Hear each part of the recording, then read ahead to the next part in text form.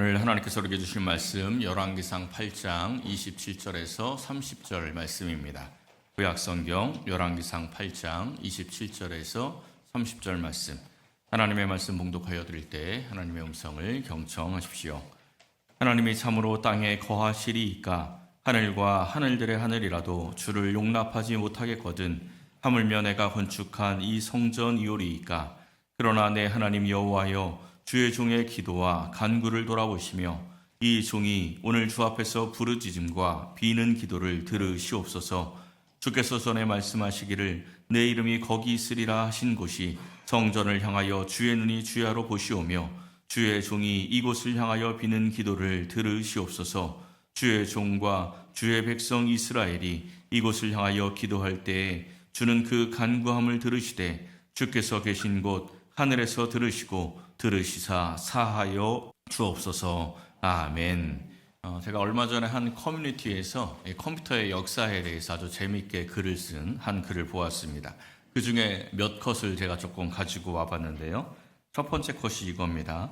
1969년 이 달 착륙 우주선 컴퓨터가 1983년에 나온 게임기 이 페미콤과 성능이 같대요. 83년도에 나왔던 페미콤 그 슈퍼마리오 게임 하는 거 있죠? 그것과 성능이 똑같답니다. 지금도 이 ICBM 로켓 제어는 이 페미콤 수준의 컴퓨터로 이 제어를 한다. 이런 내용이 있었습니다. 또 두 번째가 또 재밌습니다. 우리 스마트폰에 유심칩 들어가 있지 않습니까? 그 유심칩이 독자적인 컴퓨터라고 이야기를 합니다. 30MHz CPU에 60KB 램이 내장되어 있다. 이렇게 써 있습니다.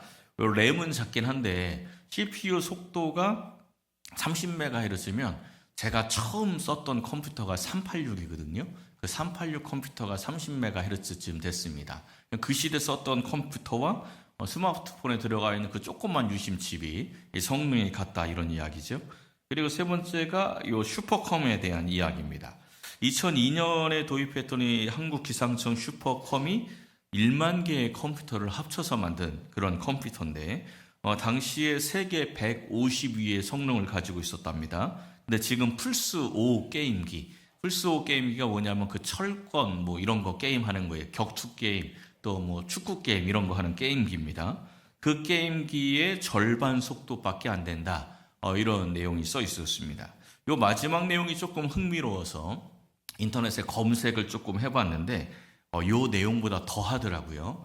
요 슈퍼컴 1호기가 2000년도에 도입이 됐는데 당시에 166억, 그러니까 지금 시세로 치면 최소 300억 이상 되는 돈을 들여서 도입을 했는데 지금 이 플스5가 한 100만 원 좀 안 되는 것 같아요. 근데 이 100만 원도 안 되는 게임기, 요 플스5 게임기가 2배가 아니고 50배 성능이 더 뛰어나다고 합니다. 엄청나죠? 저는 이제 이 글을 보면서 컴퓨터의 발전 속도가 참 빠르다라는 생각도 들긴 했지만 요 쓰임새에 조금 더 신경이 쓰였습니다. 제가 요즘에 쓰고 있는 제 스마트폰이 S23 울트라예요. 2023년도에 나온 핸드폰인데 꽤 성능이 괜찮습니다. 근데 요게 이 슈퍼컴 1호기보다 15배 성능이 더 좋더라고요. 15배나 더 좋은 스마트폰을 제가 쓰고 있는 겁니다. 근데 제가 이 스마트폰을 뭘 할까요? 뭐 여러분들이나 저랑 비슷합니다. 그냥 통화하고 인터넷 가끔 하고 카톡도 하고, 그리고 제가 유일하게 하는 게임이 하나 있어요. 저는 게임을 하나 시작을 하면 마지막 끝판을 볼 때까지 계속 하는데 요 게임이 나온 지 15년이 지났는데 끝판을 안 하고 계속 판을 만드는 게임이 하나 있습니다. 애니팡이라고. 그래서 끝까지 지금 끝판을 보겠다고 끝까지 하고 있는 게임이 하나 있습니다. 2002년도에 이 나라의 날씨를 책임지던 그 슈퍼컴, 거의 뭐 166억짜리 슈퍼컴보다 15배 좋은 그 스마트폰, 그 기계를 가지고 있는데 기껏 하는 일이 그런 거라는 거죠. 이 컴퓨터의 가치는 성능에 있지 않는 것 같습니다. 어떻게 쓰이느냐에 따라서 그 가치가 달라지는 거죠.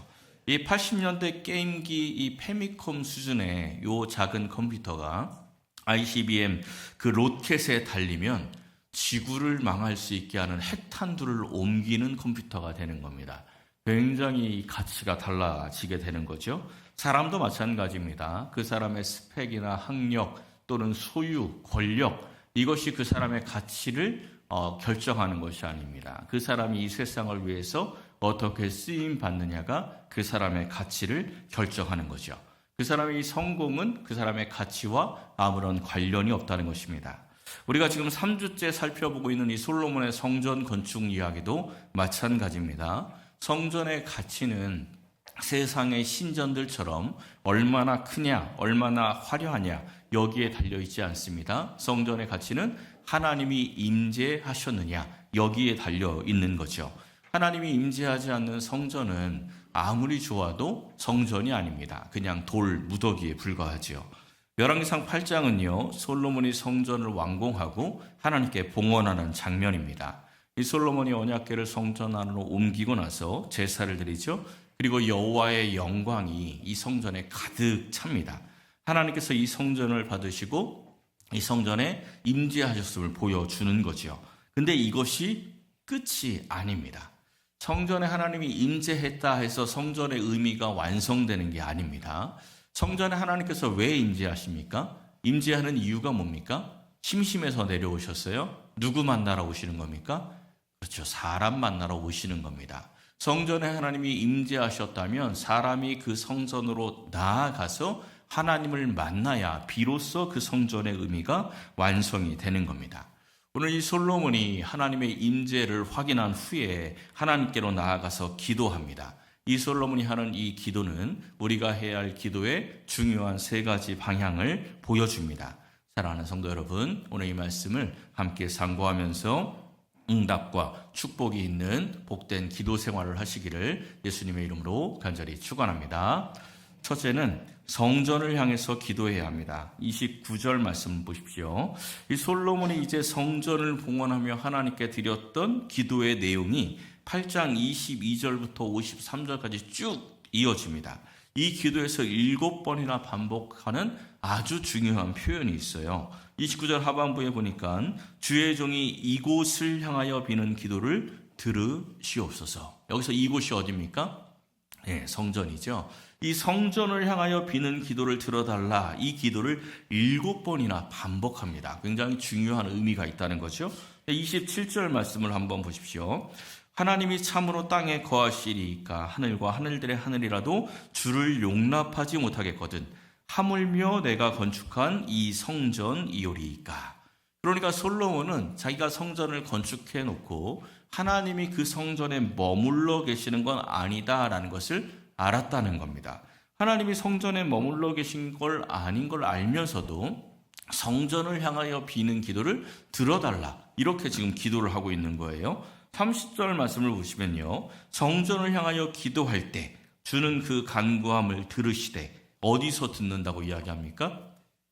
하늘에서 들으시고 이렇게 이야기하죠.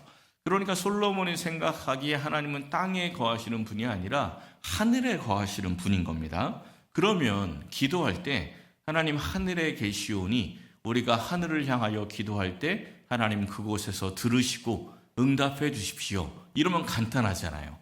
근데 굳이 하늘에 계신 분인데 왜 굳이 성전을 거쳐서 성전을 향해서 기도할 때 하나님 응답해 주십시오. 이렇게 7번이나 반복해서 요청하고 있습니까?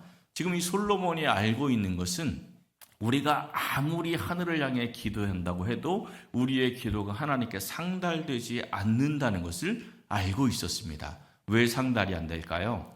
하나님과 인간 사이가 죄로 인해서 가로막혀 있기 때문입니다. 그러니까 아무리 기도해도 상달되지 않는 겁니다. 제가 여기서 아무리 큰 소리로 이야기를 해도 건물 밖에 있는 사람한테는 이 소리가 들리지 않습니다. 왜냐하면 그들과 제가 이 건물로 단절되어 있기 때문에 그렇죠. 그런데 제가 전화를 걸어서 조용조용 이야기를 해도 미국 이 멀리 이 나라 반대편에 있는 사람도 제가 전화를 걸면 제 말을 들을 수가 있습니다. 중간에 매개체가 있기 때문에 그렇죠. 이 성전이 그 역할을 하는 겁니다. 하나님의 이름을 둔 성전이 죄로 단절된 하나님과 우리 사이를 연결해주는 그러한 매개체 역할을 한다는 것이죠. 이 구약시대 이스라엘 백성들에게 성전은 용서의 현장이었습니다. 자기의 죄를 가지고 와서 제물에게 자기의 죄를 전가하고 그 제물을 죽여서 피를 흘림으로써 내가 속죄함을 받는 거예요. 죄가 사해졌을 때 비로소 하나님과 소통이 시작이 되고 기도가 상달이 되는 겁니다. 그러니까 이스라엘 백성들이 성전을 향해서 기도한다는 것은 그냥 성전 건물을 바라보고 기도하는 것이 아니고 나의 죄를 사해 주시는 그 하나님을 믿고 의지하며 기도한다, 이런 의미입니다. 이것이 성전을 향한 기도가 되는 것이죠. 지금 우리는 누구의 이름으로 기도합니까? 예수의 이름으로 기도합니다. 왜요? 예수님께서 이 땅에 참 성전으로 오셨기 때문입니다. 우리가 기도할 때 마지막 기도를 끝내면서 예수의 이름으로 기도합니다, 이렇게 끝을 내죠. 이 예수님의 이름으로 기도한다라는 이 말씀이 그냥 단순히 기도를 끝내는 표현이 아닌 거예요. 그 표현 안에 예수님, 하나님, 저는 죄인이라 하나님 앞에 나아갈 수 없습니다. 하지만 예수님께서 이 땅에 오셔서 십자가로 내 죄를 사하여 주셨음을 믿고 그 예수님의 이름을 의지해서 내가 하나님께 나아갑니다. 이런 신앙 고백이 예수님의 이름으로 기도합니다 라는 고백입니다. 이 구약시대에 하나님께서 성전에 임재하시고 성전을 통해서 용서하셨고 성전을 통해서 응답하시고 축복해 주셨던 것처럼 지금 우리에게는 이 참된 성전이신 예수님을 통해 임재하시고 예수님을 통해 용서하시고 예수님을 통해 응답하시고 축복하여 주시는 겁니다. 요한복음에 있는 말씀을 한번 보세요. 우리 예수님이 말씀하시죠. 내 이름으로 아버지께 무엇을 구하든지 다 받게 하려 함이라. 아멘. 예수의 이름으로 기도할 때 하나님께서 반드시 응답하십니다. 예수의 이름으로 기도하는 것은 우리가 예수님께 우리의 시선을 고정하는 겁니다. 성전을 향하여 시선을 고정하듯이 예수를 향하여 우리의 시선을 고정하는 겁니다. 내가 여러 가지 문제들을 만날 때가 있지요. 어려운 상황들이 있을 때가 있습니다. 그 상황을 향하여 시선을 고정하는 게 아니고 예수를 향하여 시선을 고정하고 기도하는 것이 예수의 이름으로 기도하는 것입니다. 사랑하는 성도 여러분, 예수님께서 참된 성전으로 오셔서 내 이름으로 아버지께 무엇이든지 구하라, 이렇게 말씀해 주셨습니다. 예수님께 우리의 시선을 고정하고 바라보아서 성전을 통하여 응답해 주신다는 그 말씀의 성취를 삶의 자리에서 목도하시기를 예수님의 이름으로 간절히 축원합니다. 두 번째는 회복을 위해서 기도해야 합니다. 이 솔로몬이 이 성전을 향하여 비는 기도를 응답해달라라고 요청한 후에 이제 7가지 구체적인 상황들을 나열을 하면서 기도합니다. 우리가 우리의 삶에서 만나는 그 여러 가지 상황들을 요약한 말씀이라고 생각해 보면 됩니다. 이웃에게 범죄했을 때, 또 전쟁에서 패배했을 때, 가뭄이 들었을 때, 또 전염병이나 메뚜기 떼와 같은 재앙이 있을 때, 이방인이 기도할 때, 또 전쟁에 출전할 때, 포로로 끌려갔을 때, 이런 상황들이 쭉 나옵니다. 이방인이 기도할 때와 전쟁에 출전할 때를 제외하고는 다 고난의 상황입니다. 이 솔로몬의 이 기도에서 아주 중요한 부분이 있습니다. 이 모든 고난의 상황을 어떻게 보느냐라는 거예요. 이 솔로몬이 이 모든 고난의 상황을 하나님과의 관계 안에서 해석을 합니다. 이웃과의 관계에서도요, 하나님께서 선과 악을 구별해달라, 그러니까 하나님과의 관계 안에서 이것을 판단해달라, 이렇게 요청을 합니다. 두 번째 기도, 전쟁에서 패배했을 때의 기도를 보십시오. 이스라엘이 주께 범죄하여 전쟁에 패한 것을 범죄로 일단 보고 있죠. 그리고 이 이스라엘 백성들이 주께로 돌아와서 주의 이름을 인정하고 이 성전에서 기도하면 회복시켜달라, 이렇게 요청을 합니다. 여기서 인정하다라고 번역된 단어가 야다라는 단어인데 단순히 지적으로 동의하는 것을 의미하지 않습니다. 찬양하다, 고백하다, 감사하다, 이런 의미가 있어요. 그러니까 자신의 범죄로 인해서 고난당하고 있다라는 것을 인정하고 그리고 하나님께서 이 문제를 해결해 주실 것을 믿고 찬양하고 고백하고 감사한다라는 의미가 이 말씀 안에 있는 겁니다. 세 번째 기도, 가뭄이 들었을 때도 비슷합니다. 주의 이름을 찬양하고 그들이 죄에서 떠날 때, 그때 이제 마땅히 행할 길을 알려주시고 주님의 땅에 비를 내려달라라고 기도를 합니다.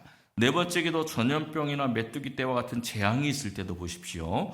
무슨 재앙이나 무슨 질병이 있든지 하면서 각각 자기의 마음의 재앙을 깨닫고 이 성전을 향해서 기도할 때 그때 응답해 달라고 요청을 하죠. 마지막으로 포로로 끌려갔을 때 보십시오. 사로잡혀간 땅에서 스스로 깨닫고 주님께 돌이켜 회개하면 그 기도를 듣고 회복시켜달라 이렇게 기도합니다. 지금 이 모든 기도의 공통점이 보이십니까? 상황을 해결해달라는 기도가 먼저가 아니죠. 계속 뭘 먼저 기도하고 있어요? 깨닫고 돌이키는 것.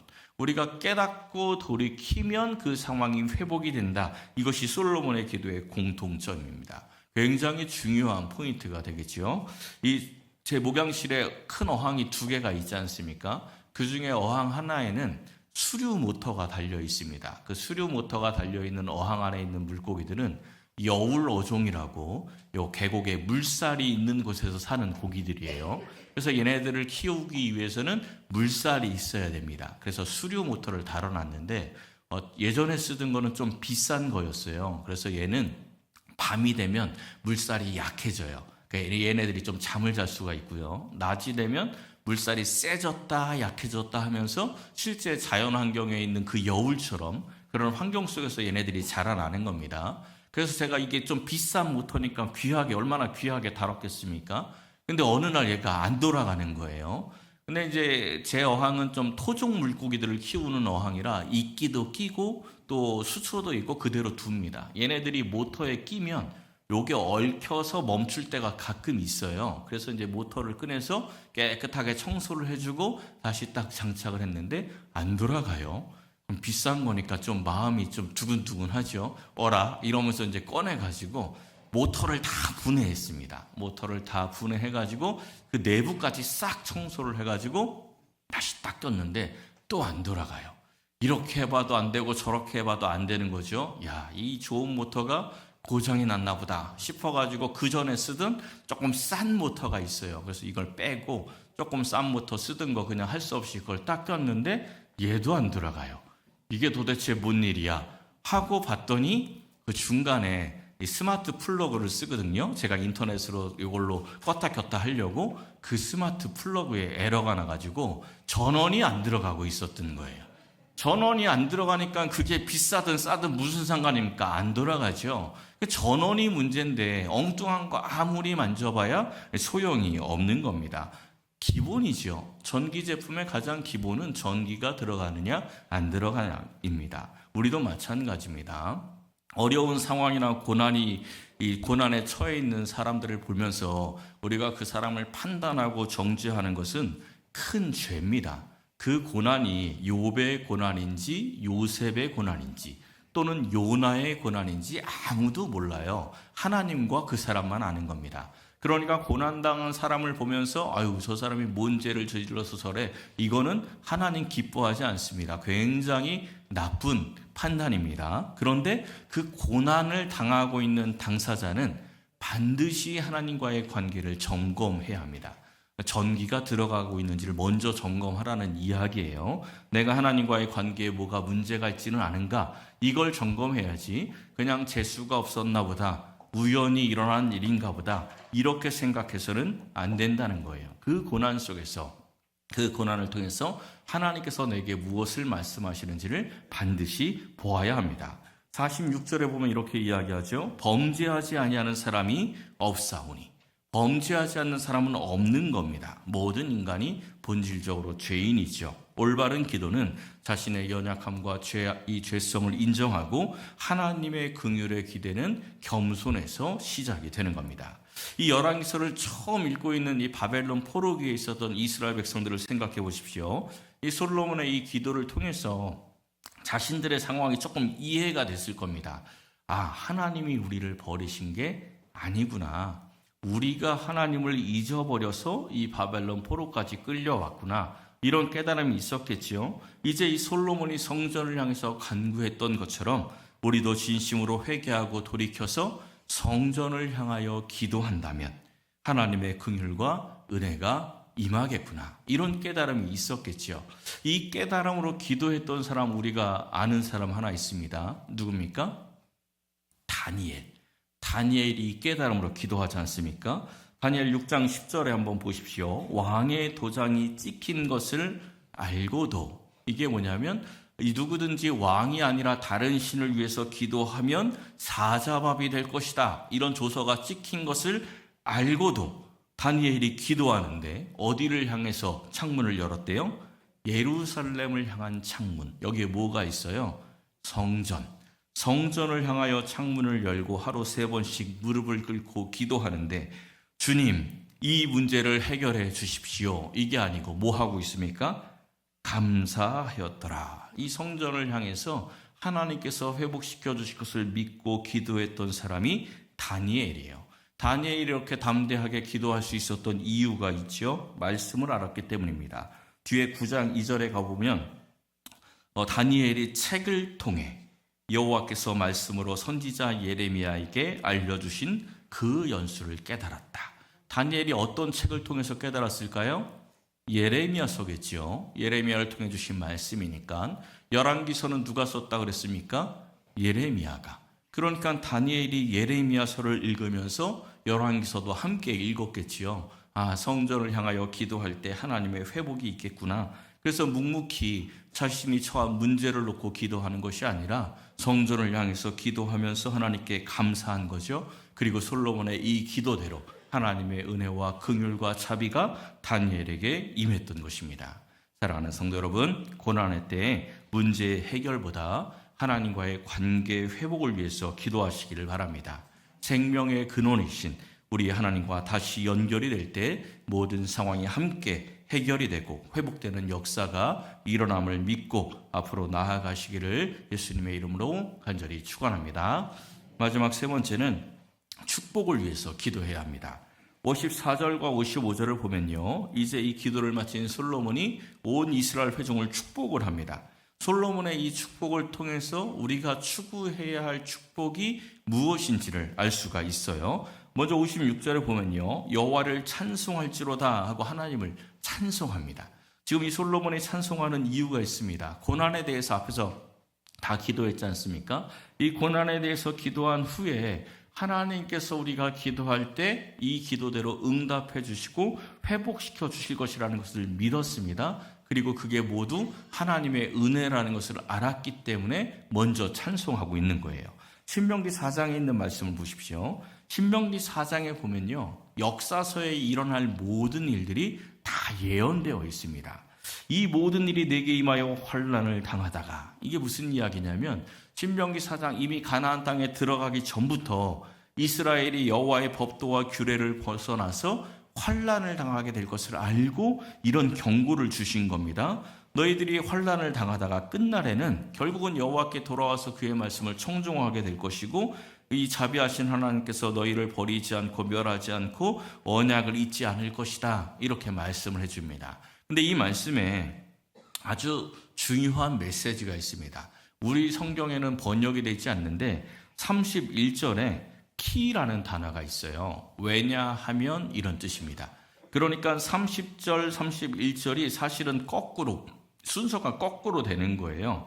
이스라엘 백성들이 회개하고 말씀을 청종할 때, 그때 이 자비하신 하나님께서 버리지 않고 멸하지 않아서 이제 다시 회복이 될 것인데, 이게 사실은 무슨 이야기냐면 하나님께서 버리지 않고 언약을 잊어버리지 않았기 때문에 이스라엘이 말씀을 기억하고 하나님께 돌아올 수 있게 된다, 이런 이야기입니다. 그러니까 흐름이 거꾸로죠. 결국은 이스라엘이 회복되는 모든 시간은 다 하나님이 개입해 주시는 겁니다. 그래서 이스라엘의 가장 귀한 복은 눈에 보이는 부강해지는 복이 아니고 하나님이 함께 하시는 겁니다. 그게 가장 귀한 복이에요. 그래서 57절에 보면 솔로몬이 첫 번째 축복의 기도를 이렇게 합니다. 우리와 함께 계시옵고 우리를 떠나지 마시오며 버리지 마시옵고.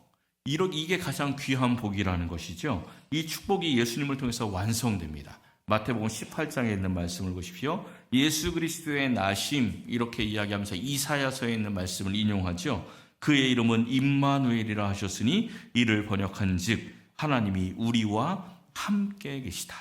예수님이 이 땅에 오셔서 우리와 함께 계시는 거예요. 그러니까 지금 우리에게 가장 귀한 축복은 임마누엘 예수님이 믿어지는 게 가장 귀한 축복입니다. 예수님을 믿는 게 가장 귀한 축복임을 우리가 기억해야 합니다. 두 번째 축복이 58절에 나오는데요. 우리의 마음이 주께로 향하여서 그 말씀대로 사는 것. 이게 두 번째 축복입니다. 굉장히 중요한 거죠. 이것 주세요, 저것 주세요, 성공하게 해주세요. 이게 축복의 기도가 아니라는 겁니다. 하나님, 그리고 제가 사랑하는 우리 가족들, 사랑하는 이웃들이 주님께서 원하시는 길로 행하게 하시고 주님의 말씀을 주야로 묵상하며 하나님과 동행하는 인생이 되게 하옵소서. 이 기도가 가장 귀한 축복의 기도입니다. 여러분들 사랑하는 사람들을 위해서 기도하죠. 특별히 부모된 분들은 자녀를 위해서 기도 참 많이 하죠. 그 자녀를 위한 가장 귀한 축복의 기도가 바로 그거라는 거예요. 하나님과 동행하며 하나님의 말씀을 주야로 묵상하며 살게 하옵소서. 이 기도가 가장 중요한 축복의 기도인 것입니다. 솔로몬의 이 기도가 끝난 후에 엄청난 규모의 희생 제사가 이어집니다. 소가 22,000마리, 그리고 양이 12만 마리를 이 제물로 바쳐져요. 이스라엘의 온 백성들이 14일 동안 절기를 지키면서 기뻐하다가 하나님이 베푸신 은혜로 말미암아 기뻐하고 즐거워하며 각자의 장막으로 돌아갑니다. 자, 이 장면을 바벨론 포로 생활하고 있는 이스라엘 백성들이 읽는 거예요. 사실은 이 장면이 솔로몬 통치 기간 중에 가장 거룩하고 가장 복된 장면이거든요. 그러니까 이 바벨론 포로로 끌려왔던 이 초라한 이스라엘 백성들이 이 감격적인 장면을 읽으면서 어떤 마음이 들었겠습니까? 아, 우리가 이걸 잊었구나. 성전을 자랑만 했지. 성전이 있으면 망하지 않는다고 생각만 했지. 성전을 향하여 기도하라는 이 말씀의 의미를 다 잊어버렸구나. 하나님과의 관계는 생각하지 아니하고 세상만 바라보면서 성전 건물만 있으면 된다고 생각했구나. 이런 깨달음이 있었던 거죠. 물론 이렇게 후회만 하지는 않았을 것입니다. 소망이 생겼겠지요. 지금 망하여 포로로 끌려왔지만 다시 참된 성전인 이 하나님을 향하여 기도하며 회개하고 돌이킨다면 하나님이 반드시 회복시켜 주시고 반드시 부흥시켜 주실 것이라는 그 약속을 발견했기 때문입니다. 우리도 이 말씀을 통해서 우리의 신앙을 점검해야 합니다. 우리가 교회에 다니는 것으로 내 신앙을 만족하고 있다면 성전이 우리한테 있으니까 됐어 이렇게 생각했던 이스라엘의 성전 신앙과 다를 바가 없다는 것입니다. 이 기도의 세 가지 원칙이자 방향을 기억해야 합니다. 상황이나 문제가 아니고 참된 성전이신 우리 예수님께 시선을 고정하고 기도해야 합니다. 그리고 자신의 죄와 연약함을 돌아보면서 하나님과의 관계를 점검하고 그 회복을 위해서 기도해야 합니다. 그리고 무엇보다 하나님과 동행하며 하나님의 말씀을 주야로 묵상하며 사는 것이 가장 귀한 축복임을 알고 그 축복이 임하길 기도해야 합니다. 이 열왕기서는 솔로몬의 기도만 나오는데요. 역대기를 보면 하나님의 응답도 기록되어 있습니다. 역대하 7장 말씀을 보십시오. 내 백성이 악한 길에서 떠나 스스로 낮추고 기도하여 내 얼굴을 찾으면 그들의 죄를 사하고 그들의 땅을 고칠지라. 성전에서 하는 기도에 내가 눈을 들고 귀를 기울여서 응답하겠다. 사랑하는 성도 여러분, 이 약속을 믿고 이 세상 속에서 구별된 삶을 살면서 하나님을 찾으시기를 바랍니다. 교회에서 드리는 예배가, 이 미랄교회에 찾아와서 드리는 예배가 여기에 머물러 있으면 안 됩니다. 여러분들이 이곳에서 드리는 이 예배가 삶의 자리로 이어져서 날마다 하나님과 동행하는 그 임마누엘의 축복을 누리시기를 예수님의 이름으로 간절히 축원합니다.